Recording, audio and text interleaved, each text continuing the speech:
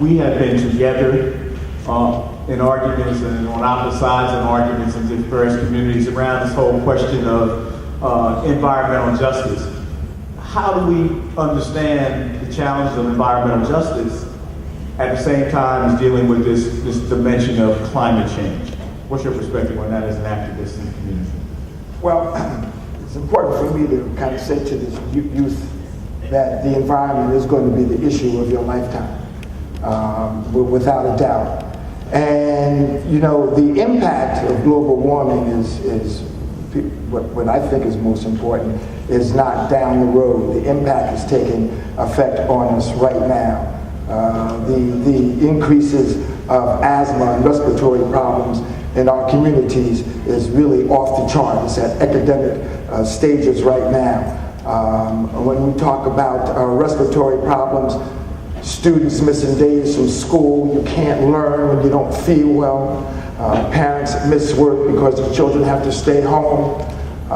You also have, when you have respiratory problems and hard to breathe, it becomes a coronary problem because your heart has to work harder. We're finding out that there's more increases in heart attacks.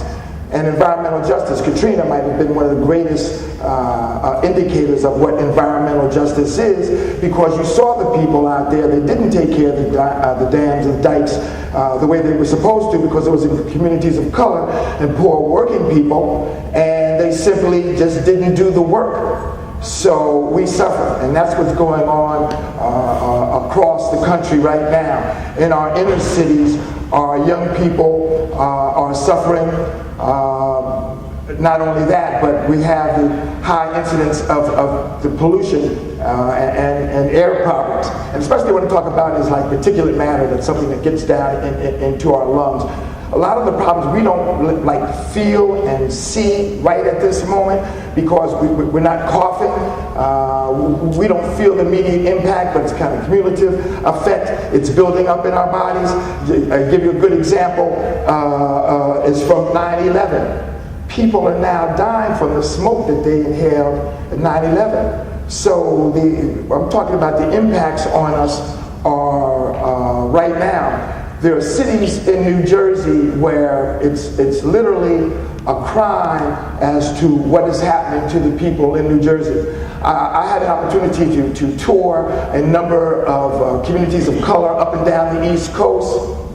And when we got to our city of Camden, it really shocked everybody. Nobody could believe it about the deprivation that people have to deal with every single day. And particularly the odor was outrageous. And I'm talking about from Albany, New York, down through Harlem, through all of the major cities. Camden was one of the worst, and we have problems in Newark, we have problems in Ringwood, we have problems in Linden, we have problems in Trenton. All of our cities where people of color and poor people live are feeling the impacts of the climate change right now. If you think about like lead and how climate change, it warms up the homes and you get peeling of the lead. And lead is looked at as a prime example of why there's so much violence in our community. I mean, we have some communities where the amount of lead is like parts per billion, where it's only supposed to be like 15 parts per billion. But in some communities, it's like 18, 30. And what I heard today was over 400 parts per billion.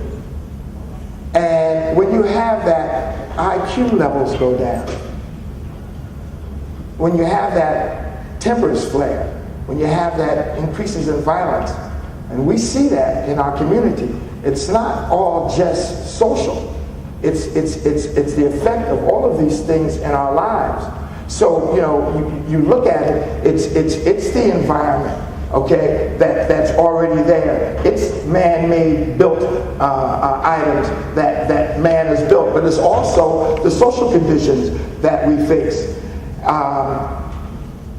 What I want people to understand is you can't look down what's happening to you right now.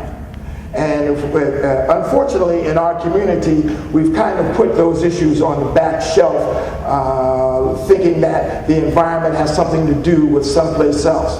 But the fact is, what we're talking about is that the impact is greatest right now in our communities, and we need to be the ones that are out in the forefront demanding